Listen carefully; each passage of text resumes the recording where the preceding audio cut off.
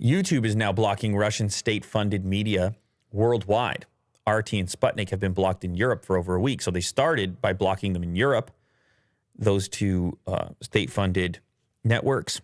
And I guess now they've extended that block to the world. YouTube says it will start to completely block YouTube channels funded by the Russian government after it blocked channels like RT and Sputnik in Europe earlier this month. The company also announced that it would be removing content about the Russian invasion of Ukraine that denies, minimizes, or trivializes well-documented violent events. So we're getting back into the misinformation scope that YouTube will aim to determine the documentation of events, the accurate documentation of events, and the inaccurate documentation of events. And I don't know to what extent, with what level of observation they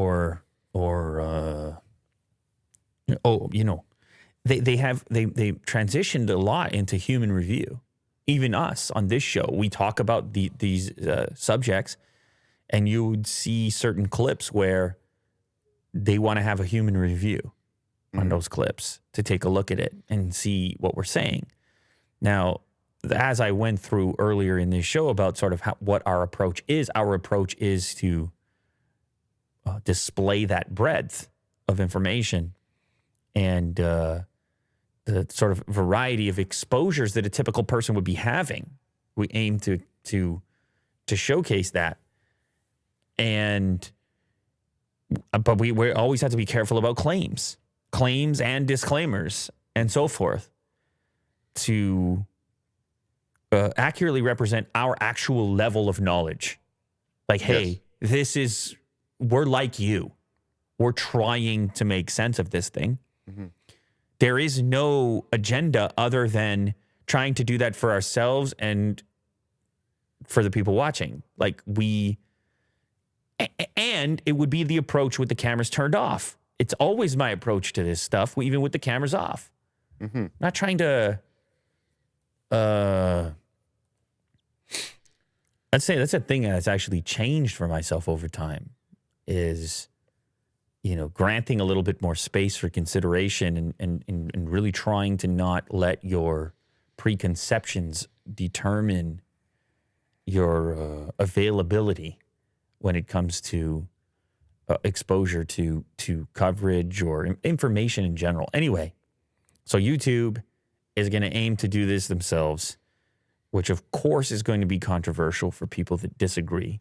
It's going to be controversial for people that don't trust YouTube to do a good job of this. It's going to be controversial for those that prefer to see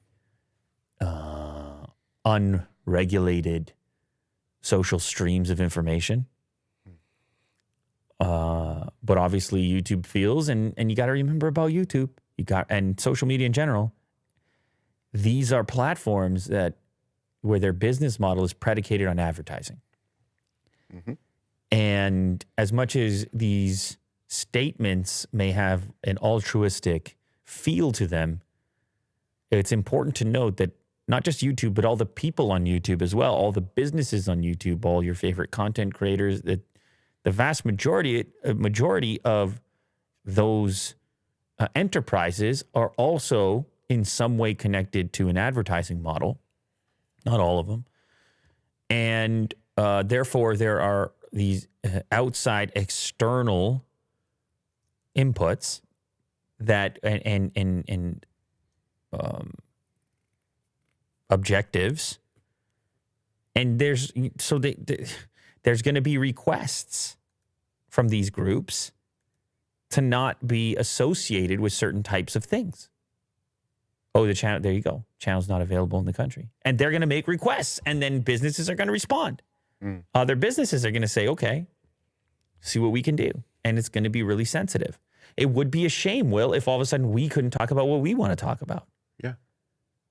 But hopefully that's never the case. Hopefully it's the way you talk about it instead of just the ability to talk about a subject in general. That would be terrifying.